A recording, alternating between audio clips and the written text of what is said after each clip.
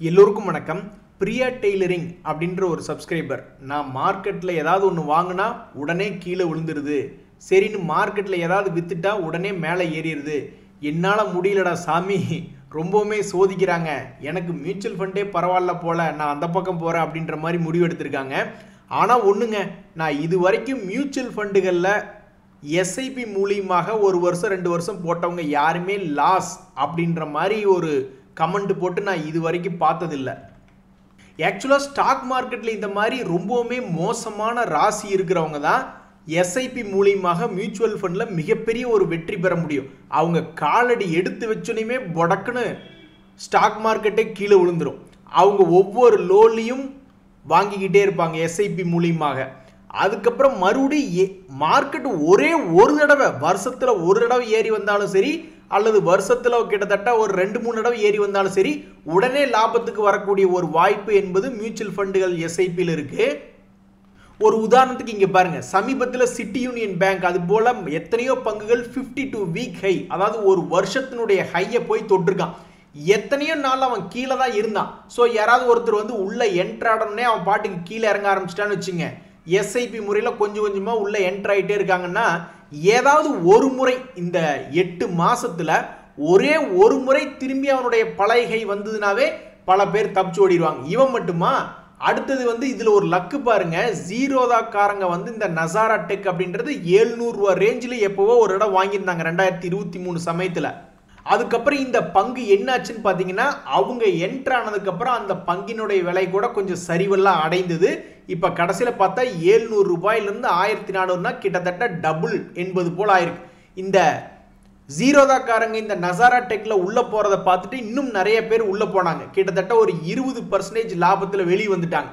கடைசியில் பார்த்தா இன்னைக்கு அது 100% லாபம் என்பது மேல் நோக்கி வந்திருக்கு. எதுவுமே தப்பில்லைன்னு வைங்களேன், இவ்வளவு நாள் உட்காந்து 2 வருஷமா உட்காந்து 100% சம்பாதிக்கிறது ஒன்று தான். பட் உள்ளே போய் 20% புக் பண்ணதுக்கப்புறம் வேற ஏதாவது பங்குல ஒரு 20%, மறுபடியும் வேற ஏதாவது பங்குல ஒரு 20%, அப்படி இப்படின்னு ஒரு 5 முறை இந்த 2 வருஷத்துல பண்ணி அப்படி ஒரு 100% சம்பாதிச்சிருந்தாலும் கில்லாடி தான். பட் அது நம்மளால நிறைய பேர்த்தினால முடியறது இல்லை. அப்படின்றதுனால ஒன்னா நல்ல பங்குகளாக இப்போ இந்த நசாரா டெக்னாலஜிஸ் எல்லாம் வந்து ஃபியூச்சர் கேமிங் சைடு இருக்கலாம் அப்படின்ற ஒரு கான்செப்ட்ல ஜீரோதால இருந்து நிறைய பேர் இன்வெஸ்ட்மெண்ட் பண்ணியிருந்தாங்க, ஜீரோதானுடைய ப்ரொமோட்டர்ஸ். அதுக்கப்புறம் பார்த்தீங்கன்னா இப்போ ஆல்மோஸ்ட் டபுள் பணத்தை டபுள் பண்ணி 2 வருஷத்துல சம்பாதிச்சிட்டாங்க. இப்போ பார்க்க போனோம்னா கிட்டத்தட்ட 100 கோடி அப்படின்றது இன்வெஸ்ட்மெண்ட் பண்ணியிருந்தாங்க. இப்போ 100 கோடி ஆல்மோஸ்ட் இப்போ 200 கோடி பக்கத்தில் ஆயிடுச்சு பாருங்க. ஸோ இந்த மாதிரி நம்மளால பண்ண முடியல அப்படின்னா அது இந்த மாதிரி பல துரதிருஷ்டம் ஆகுது. உள்ள மார்க்கெட்டுக்குள்ள வந்தாவே கீழே விழுகுதுன்னா அப்ப இருக்கிறதுலே அருமையான ஆயுதம் என்ன அப்படின்னாக்கா அந்த எஸ்ஐபி டைப் தான். இன்னுமே ஒரு பங்கு பாருங்க, இந்த பிஎல், ஆஸ்டர் டிஎம் போன்ற பங்குகள், இதெல்லாம் நிறைய பேருக்குனால ரொம்ப ஈஸியாக கெஸ் பண்ண முடியும். மார்க்கெட் திரும்பி வரும்பொழுது முதல்ல யாருங்க ஓடி வருவாங்கன்னு கேட்டால் பல பேர்த்தினால என்ன சொல்ல முடியும், இந்த மாதிரி பிஎல் போன்ற ஆர்டர் புக் நிறைய இருக்கக்கூடிய பங்குகள் தாங்க முதல்ல மேல் நோக்கி ஓடி வரும்பாங்க. அந்த மாதிரி அவங்க சொன்னதுக்கு தகுந்த மாதிரி 240 ரூபாயிலிருந்து இப்போ 6 மாதத்துக்குள்ளேயே 383ன்னு 52 வீக் ஹை வந்திருக்கான். அதே மாதிரி தான் இந்த ஆஸ்டர் டிஎம் ஹெல்த் கேர் மிகப்பெரிய ஒரு டிவிடெண்ட் என்பது கொடுத்துருந்தான் வரலாற்றில். ஏன்னா அவனுடைய ஒரு பிஸ்னஸை வித்துட்டான், ஸ்பெஷல் டிவிடெண்ட் கொடுத்தான். அதுக்கப்புறம் அந்த பங்கு பெரிய அளவில் கீழே விழுந்தது. அதுக்கப்புறமே மறுபடியும் இப்போ அந்த டிவிடெண்டையும் வாங்கி வச்சதுக்கப்புறம் அந்த பங்கினுடைய விலையுமே இப்போ வந்து மிக அருமையாக மேல் நோக்கி ஏறி வந்திருக்கான் ஆஸ்டர் டிஎம். ஏன்னா அவன் இருக்கக்கூடிய செக்டர் ஹாஸ்பிட்டல் செக்டர். ஸோ இந்த மாதிரி மார்க்கெட்டில் கெஸ் பண்ணி சம்பாதிக்க முடியாத சமயத்தில் இருக்கிறதுலே பெஸ்ட்டு மினிமம் கேரண்டி அப்படின்ற மாதிரிலாம் அந்த காலத்தில் படம் எடுத்துகிட்டு இருப்பாங்க. இவர் படம் எடுத்தால் கண்டிப்பாக ஒரு கலெக்ஷன் போகியா அப்படின்ட்டு. அது மாதிரி பெரும்பாலானவர்களுக்கு மியூச்சுவல் ஃபண்டினுடைய எஸ்ஐபி தான் ஒரு வெற்றியின் தாரக மந்திரமாக இருக்குது. இனிமேல் உங்கள் டெய்லர் கடையை பார்க்குறதோட சரியாக இருக்கும்னு நான் நினைக்கிறேன். இன்னொரு நண்பருமே என்ன சொல்கிறாரு அப்படின்னா, தம்பி டீ இன்னும் வரல அப்படின்ற மாதிரி ஒரு உச்சாணி கொம்புல பல பங்குகளை உள்ள இறங்கிட்டேன், அதில் மேக்சிமம் பட்டாசு லிஸ்ட்டு அப்படின்ற மாதிரி ஏதோ ஒன்று சொல்கிறாரு. மாமா பிஸ்கோத்து அப்படின்ற மாதிரி அந்த பங்கு எல்லாமே இறங்கி கிடக்கு அப்படின்ற மாதிரி ஃபீல் பண்ணுறாரு. இந்த சமயத்தில் தான் ஒரு மிகப்பெரிய ஒரு தகவல். நான் இந்த ஸ்டாக் மார்க்கெட்டில் கிட்டத்தட்ட 15 வருஷமாக பார்த்த வரைக்கும் பல பங்குகள் வந்து லாபம் செய்யக்கூடிய பங்குகளாக இருக்கும் பொழுதுமே அதனுடைய பிரைஸ்கள், விலைகள் பொறுத்த வரைக்கும் மார்க்கெட்டினுடைய டிமாண்ட் அண்ட் சப்ளையை பொறுத்து சில பங்குகள்லாம் இந்த மாதிரி ஏறினாலும் ஒரு 2-3 வருஷம் தொடர்ந்து ஏறுவான், அப்புறம் இறங்கினாலும் தொடர்ந்து 2-3 வருஷமா இறங்கி மனுஷனை போட்டு நோகடிப்பான். இன்னும் சில பங்குகள்லாம் வந்து இவ்வளவு பெரிய ஏற்றம் இறக்கம் அப்படின்றது இருக்காது. 100%, 200% போன்ற ஏற்றம் இருக்காம ஒரு வெட்டுக்கிளி மாதிரி ஒரு 20-30% ஏறுவான், அப்புறம் அப்படியே இறங்கிடுவான், அப்புறம் அப்படியே ஏறுவான், அப்படியே இறங்குவான். இந்த மாதிரி சில மூவ்மெண்ட்டுகள் இருக்கக்கூடிய பங்குகளாக இருக்கு. ஸோ பொதுவாக லாபம் செய்யக்கூடிய கம்பெனிகளாக இருக்கும் பட்சத்தில் இது போன்ற பல்வேறு கம்பெனிகளில் லாபம் செய்யக்கூடிய பங்குகளாக ஒரு ப்ளூ சிப் கம்பெனிகளாக 10-15 வருஷம் ஆனாலும் தன்னை நிலைநிறுத்தி லாபம் செய்யக்கூடிய பங்குகளாக இருந்தால் ஏதாவது ஒரு பேட்டர்னில் இருப்பான். அப்போ நீங்கள் மனசு நொந்து போய் உட்காந்துருக்கீங்க 2-3 வருஷமானா இந்த மாதிரி ட்ரெண்டிங் கிளி பேட்டர்னாக தான் உட்காந்துருப்பான். ஏறினாலும் பெருசாக ஏறுவான், ஆனால் அதுக்கு 2-3 வருஷம் எடுத்துக்குவான். இறங்கினாலும் பெருசாக எடுத்துக்குவான், டைம் எடுத்துக்குவான், அதே மாதிரி ரொம்ப பெருசாகவும் இறக்கி விட்டுருவான். அதனால தான் பல பங்குகள் இந்த மாதிரி ட்ரெண்டிங் கிளியாக இருக்கும்போது யாராவது போய் மேலே வாங்கி மாட்டிக்கிட்டாங்க அல்லது கீழேயே போய் வாங்கினா கூட ஒரு 2-3 வருஷம் கீழே படுத்து கிடந்தான்னாக்கா முதலீட்டாளர்களுக்கு சோர்வு அப்படின்றது வந்துடுது. ஒரு உதாரணத்துக்கு இந்த கர்நாடகா பேங்க் அப்படின்ற பங்கெல்லாம் பார்த்தீங்கன்னு வச்சிங்களேன், ரொம்ப சந்தோஷமாக இருந்திருக்கும். 2022 இருந்து அவன் கொஞ்சம் கொஞ்சமாக ஏறிக்கிட்டே இருந்திருக்கான். எத்தனை வருஷம்னு கேளுங்க, 2 வருஷமா ஏறிட்டு இருந்திருக்கான். 40 ரூபாயிலிருந்து 280 ரூபா வரைக்கும் போயிருக்கான். அதுக்கப்புறம் என்ன ஆச்சுன்னா 2023 பிற்பகுதியில் இருந்து ஏங்க இத்தனை எவ்வளவு ஒரு சோகம் பாருங்க. அவன் இறங்குறான் 280 ரூபாயிலிருந்து வெறும் 160 ரூபாய்க்கு இறங்கிட்டான். அதுக்கப்புறம் இப்போ மார்க்கெட் கொஞ்சம் ஏறி வந்ததுனால கொஞ்சோண்டு மேல் நோக்கி ஏறி வந்திருக்கான். ஸோ எதனால் இந்த மாதிரி ஒரு பேட்டர்ன்கள் அமைதுன்னா அவனுடைய வாழ்க்கையிலேயே இந்த மாதிரி ஒரு ட்ரெண்டிங் கிளியாக தான் பேட்டர்ன்களே அமைது, ப்ரைஸ் பேட்டர்னு. சரி இப்போ தான் இப்படின்னாக்கா இதுக்கு முன்னாடி இவன் என்ன பண்ணான் அப்படின்னு பார்த்தீங்கன்னு வச்சிங்களேன், அப்பவும் இதே மாதிரி தான் ஒரு காலத்தில் வேலை பண்ணிக்கிட்டு இருந்திருக்கான். 2016 பார்த்தீங்கன்னா 2017 வரைக்கும் ஒரு 1.5 வருஷம் சந்தோஷமாக ஏறி இருப்பான். அதுக்கப்புறம் தொடர்ந்து 2020 வரைக்கும் தொடர்ந்து 3 வருஷம் சரிவு. அவ்வளவுதான், தலையில் துண்டை போட்டுட்டு எங்காவது படுத்து உருள வேண்டியதுதான் அப்படின்ற ஒரு மனநிலைமையில் இருந்திருப்பாங்க. அதுக்கப்புறம் கோவிட் வந்த பிறகு பொருளாதாரத்தை முழுசாக மறுபடியும் எல்லாத்தையும் க்ளோஸ் பண்ணிட்டு மறுபடியும் திருப்பி ஓப்பன் பண்ணி விட்ட பிறகு கவர்மெண்ட் பல்வேறு வகையில் நிதிகளை கொடுத்த பிறகு அதுக்கப்புறம் தான் இந்த பங்கு வந்து 2020 அப்புறம் ஓரளவுக்கு மற்றது எல்லாமே ரெக்கவரி ஆகல, பொருளாதாரமே ரெக்கவரி ஆகல, இவனு ஏறி வந்தான். இப்போ கோவிட் மட்டும் வரல அப்படின்னாக்கா இவன் 2020 ஜனவரி சமயத்தில் கோவிட்டுக்கு முன்னாடி எல்லாம் 60 ரூபா இருந்தான். மேபி 30 போயிருந்தாலும் ஆச்சரியப்படுறதுக்கு இல்லை. ஸோ இவன் ஃபர்ஸ்ட் சொல்ல வேண்டிய தேங்க்ஸே கோவிட்டுக்கும் கவர்மெண்ட்டுக்கும் தான். ஸோ எந்த குழந்தைகளும் நல்ல குழந்தைகள் தான் மண்ணில் பிறக்கையிலே அப்படின்ற மாதிரி லாபம் செய்யக்கூடிய பங்குகள் பெரும்பாலும் ப்ளூ சிப் கம்பெனிகள், ஒரு 10-30 வருஷத்துக்கு மேலேயும் தொடர்ந்து இயங்கக்கூடிய கம்பெனிகள் லாபகரமாக அப்படின்ற பங்குகள் எல்லாமே அந்த பர்ஃபார்மன்ஸ் அப்படின்றது வேற, ஸ்டாக் மார்க்கெட்டில் அதனுடைய ப்ரைஸ்னுடைய மூவ்மெண்ட் என்பது வேற. ஸோ அப்போ அந்த ஏதாவது ஒரு ட்ரெண்டிங் கிளியாக கீழே விழுந்து மறுபடியும் அதுக்கு ஏதாவது ஒரு காலத்தில் நல்ல காலம் பிறக்குமா அப்படின்னு பார்த்துட்டு இருக்க வேண்டியதுதான் நிறைய பேர். நண்பர்களே, பேங்க்குகளை பற்றி பேசிட்டு இருக்கையில் சமீபத்தில் ரொம்பவுமே பிரேக் அவுட் ஆன வால்யூம் என்பது கொஞ்சம் அதிகமாக நடந்த பிரேக்கிங் நியூஸ்களில் வந்த இந்த எஸ் பேங்க் அப்படின்ற பங்கு கடந்த 2-3 வாரமாக பெருசாக வீழ்ச்சி அடையலை. ஏன்னா அதை ஜப்பானை சேர்ந்த ஒரு நிறுவனம் 20% ஸ்டேக் அக்வஷன் பண்ணுறாங்க அப்படின்ற ஒரு தகவல் வந்ததை அடுத்து டக்குன்னு ஒரு 18 ரூபா ரேஞ்சிலிருந்து ஒரு ஜம்ப் அடித்தான். அந்த ஜம்ப் அடித்ததுக்கு அப்புறமே அந்த நியூஸ்கள் வந்து பெருசாக வீக்னஸே ஆகலை. ஒரு 7-8 நாட்களாக அந்த நியூஸ் அப்படியே ஸ்ட்ராங்காகவே தான் நின்றுட்டுருக்கு. இந்த சமயத்தில் இதுக்கு முன்னாடி ஒரு தடவை 2023 2 days மூவிங் ஆவரேஜை இதே 18 ரூபா ரேஞ்சில் தாண்டினதுக்கப்புறம் 32 ரூபா வரைக்கும் போயிட்டு அப்புறம் குப்புன்னு கீழே விழுந்துட்டான்.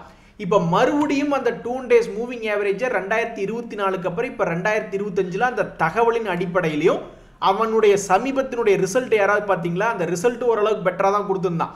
அந்த ரிசல்ட்டுகளினுடைய அடிப்படையிலும் இப்போதைக்கு 2 days மூவிங் ஆவரேஜை தாண்டியிருக்கான். பல முதலீட்டாளர்கள் ஆண்டவா உனக்கு பால் கூட வேணாலும் நாங்கள் எடுத்துகிட்டு வரோம், இந்த 2 days மூவிங் ஆவரேஜ் கீழே இவனை கொண்டு போய் விட்டுறாத ஆண்டவா அப்படின்ற மாதிரி தான் நிறைய பேர் வேண்டிக்கிட்டு இருப்பாங்க. அப்படியே கீழே இறங்குறதா இருந்தாலும் எதா இருந்தாலும் நாங்கள் அதை லாபத்துக்கு வித்துட்டு வெளியே வந்ததுக்கப்புறம் என்னத்தையோ பண்ணுங்க அப்படின்ற மாதிரி தான் மனசில் நினச்சிக்கிட்டு இருப்பாங்க. அடடா நண்பர்களே, இண்டஸ்இண்ட் பேங்குக்கு ஒரு மிகப்பெரிய ஒரு கெட்ட தகவல். அதாவது சென்செக்ஸில் வந்து இந்த இண்டஸ்இண்ட் பேங்க் அப்படின்றது இருக்குது.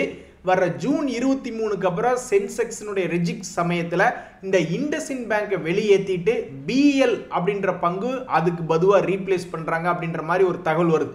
பிஎல் ஆல்ரெடி பர்ஃபார்மன்ஸில் உச்சத்தில் இருக்கான். இந்த சமயத்தில் வந்து பெயில் ஆகிட்ட ஒரு பையன் இருக்கான்.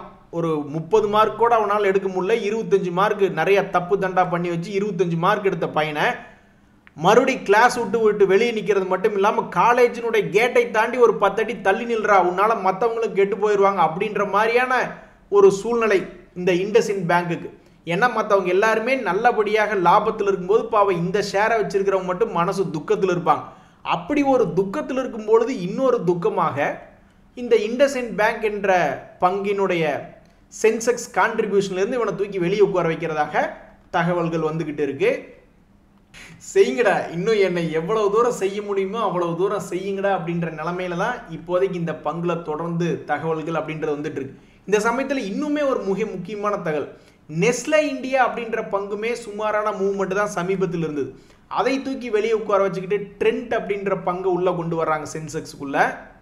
நெஸ்லே இந்தியா அப்படின்ற பங்கை பொறுத்த வரைக்கும் இப்போது ஒரு மகிழ்ச்சியான தகவல் என்ன அப்படின்னு பார்த்தீங்கன்னா 200 டேஸ் மூவிங் ஆவரேஜ் அப்படின்றதுக்கு மேலே தான் தற்போது நின்று ட்ரேட் ஆகிட்டு இருக்கு. பட் இப்படி இருக்கக்கூடிய இந்த நிலைமையில் இந்த பங்கை வந்து சென்செக்ஸ் விட்டு வெளியேற்றிட்டு இதுக்கு பொதுவாக ட்ரெண்ட் அப்படின்ற டாடா குரூப் பங்கு அப்படின்றது உள்ள வருவதாக ஒரு தகவல். அப்படி உள்ள வந்து இந்த டாடா குரூப் ட்ரெண்ட்டுக்கு மிக உதவியாக இருந்ததுன்னா சந்தோஷம்தான். ஏன்னா அவனையெல்லாம் அண்ணாந்து பார்க்கும் பொழுது கண்ணுக்கு தெரிந்த விலை என்பதே கிட்டத்தட்ட 8000க்கு மேலே இருக்குது. இப்போ அவன் இருக்கக்கூடிய விலை என்பது 5000. ஸோ இங்கிருந்து மேலே 3000 ஏறினாலும் சரிதான், அல்லது இங்கிருந்து இன்னொரு 3000 கீழே இறங்கிட்டு அப்புறம் மறுபடியும் 3000 ஏறினாலும் சரிதான். ஏதோ ஒன்று இந்த தகவலை வச்சுக்கிட்டு இந்த ட்ரெண்ட் அப்படின்ற பங்கு மிகப்பெரிய ஒரு வாலட்டிலிட்டியை அடுத்தடுத்து ஒரு 2 வருடங்களுக்குள்ள பண்ணானாவே பெரிய விஷயம்தான். நண்பர்களே, நார்த் ஈஸ்ட் ரீஜியனில் சமீபத்தில் பக்கத்து நாடான பங்களாதேஷை தாண்டி இருக்கிறதுனால அதில் சில தகவல்கள் முன்ன பின்ன அப்படின்னு வந்துக்கிட்டு இருக்கு. இந்த சமயத்தில் அந்த ஏரியாவுக்கு ஒரு அதிர்ஷ்டம் பாருங்க, இந்த அதானி அம்பானி இவங்க 2 பேர் சேர்ந்து கிட்டத்தட்ட பல ஆயிரக்கணக்கான கோடிகள் அந்த ரீஜியனில் இன்வெஸ்ட்மெண்ட் பண்ண போகிறதாக தகவல்கள் வருது. ஏற்கனவே ஒரு தடவை இந்த அதானி அவர்கள் பங்களாதேஷில் ஏதோ ஒரு பெரிய இன்வெஸ்ட்மெண்ட் பண்ணிட்டு அப்புறம் கடைசியில் அது முன்ன பின்ன ஓடிக்கிட்டு இருக்கு. சமீபத்தில் இந்த ஜிஆர்எஸ்சின்னு நினைக்கிறேன், அதுக்கு பங்களாதேஷ் அவர்கள் கொடுத்திருந்த ஒரு ஆர்டரை கேன்சல் பண்ணி விட்டதாக ஒரு தகவல். இப்படி இருக்கக்கூடிய சூழ்நிலையில் அவங்களையும் தாண்டி அந்த பக்கம் போய் மிகப்பெரிய ஒரு இன்வெஸ்ட்மெண்ட் பண்ணக்கூடியதாக நம்ம படிக்கிறோம். இதனால் நம்மளுக்கு ரொம்பவுமே பெஸ்ட்டான விஷயம்தான் இது. ஏன்னா எந்த ஒரு ஏரியாவும் பொருளாதாரத்தினால நல்லா முன்னேறிடுச்சுனாக்கா அப்புறம் நல்லாவே சப்போர்ட் பண்ணுவாங்க. நண்பர்களே, மிகவும் முக்கியமான தகவல், மார்க்கெட்டே இப்போ கொஞ்ச நாளாக சந்தோஷமாக இருக்குது. அதுக்கு மிக முக்கியமான காரணம் இப்போ வந்திருக்கக்கூடிய ஒரு 2 ஐபிஓக்கள். அதில் இந்த பொரானா வீவ்ஸ் அப்படின்ற ஐபிஓனுடைய க்ளோசிங் டேட் பார்த்தீங்கன்னாக்கா மே 22 அது முடிஞ்சிருச்சு. இனி அடுத்தது அலாட்மெண்ட் எப்போ அப்படின்ற மாதிரி தான் பார்த்துக்கிட்டு இருக்கணும். அந்த அலாட்மெண்ட் அப்படின்றது மே 23 அதுவும் முடிஞ்சிருச்சு. ஸோ அப்போ அதனுடைய அலாட்மெண்ட் டீட்டெயிலாம் அவங்க செக் பண்ணி பார்க்குறது நல்லது. இந்த பங்கில் என்ன ஒரு தகவல் அப்படின்னு பார்த்தீங்கன்னா, இந்த பொரானானுடைய கிரே மார்க்கெட் ப்ரீமியம் இப்போதைக்கு லிஸ்டிங் ஆகும் பொழுது மேபி பாசிட்டிவாக லிஸ்ட் ஆகலாம் அப்படின்ற ஒரு தகவல். இன்னொரு தகவல், இந்த பெல்ரைஸ் இண்டஸ்ட்ரீஸ்னாலையும் ஒரு மகிழ்ச்சி என்பது மார்க்கெட்டில் போயிட்டு இருக்கு. ஏன்னா அவனுடைய கிரே மார்க்கெட் ப்ரீமியம் என்பது 25% காமிச்சுக்கிட்டு இருக்கான். இவனுடைய அலாட்மெண்ட் என்பதும் மண்டே அன்னைக்கு வந்துடும். இவனு 2 பேர்த்தினால தற்போது மார்க்கெட்டில் கொஞ்சம் மகிழ்ச்சி என்பது திரும்பி வந்திருக்கு. ஆஹா, இங்கே பார்த்தீங்களா நண்பர்களே, ஒரு செல்லக்குட்டிக்கு சந்தோஷம் வந்துடுச்சு. ஒரு மிக முக்கியமான ஒரு மியூச்சுவல் ஃபண்டுகளில் வந்து அவருக்கு -35 பக்கம் மைனஸில் இருந்து, ஏன்னா அது செக்டோரல் ஃபண்டு அப்படின்றது இண்டெக்ஸ் ஃபண்டுகளை விட கொஞ்சம் வேகமாக இறங்கக்கூடியது, அதே மாதிரி வேகமாக ஏறக்கூடியது. அந்த மாதிரி டிஃபென்ஸ் ஃபண்ட் என்பது கிட்டத்தட்ட 35% பக்கம் மைனஸில் இருந்து கடைசியில் பார்த்தா 20% ஏறி வந்துடுச்சு. பொறுமை தான் ஸ்டாக் மார்க்கெட்டில் ஜெயிக்கிறதுக்கு ஒரு வழி அப்படின்னு அவருடைய எக்ஸ்பீரியன்ஸ் சொல்கிறாப்புல. இன்னொரு நண்பருமே வந்து வரக்கூடிய மண்டே பிளாக் மண்டேவா இருக்குமா, ஏன்னா ட்ரம்ப் அவர்கள் அது இதுன்னு சொல்லிட்டு இருக்கிறதுனால அப்படின்ற மாதிரி யோசிச்சுட்டு இருக்காரு. தெரியலிங்க, மண்டே அன்னைக்கு பிளாக் மண்டேவா இருக்குமா இல்லையா அப்படின்றது தெரியல. இந்த பிளாக் மண்டே இது மாதிரி 10 பிளாக் மண்டேகளை நம்ம ஆல்ரெடி இந்த கடந்த 8 மாதத்துல நம்ம பார்த்துட்டோம். ஒரு கட்டத்தில் 5 மாதமெல்லாம் தொடர்ந்து ஸ்டாக் மார்க்கெட் கீழே விழுந்தது. அதனால் பல அடிகளை வாங்கிட்டோம் ஆல்ரெடி. இருந்தாலும் திங்கக்கிழமை அன்னைக்கு பிளாக் மண்டேவா இல்லையா அப்படின்றது தெரியல. அந்த ட்ரம்ப் அவர்கள் வந்து கையங்காலையை வச்சுக்கிட்டு சும்மா இருக்கணும் அப்படின்லாம் எங்கள் ஊர் பக்கம் சொல்லுவாங்க. ஆனால் அது முக்கியம் இல்லை, ட்ரம்ப் அவர்கள் வாயை வச்சுக்கிட்டு சும்மா இருக்கணும். அவர் வாயை திறக்காத வரைக்கும் நம்மளுக்கு பிளாக் மண்டேக்கு உண்டான சாதகமும் கொஞ்சம் கம்மி தான்.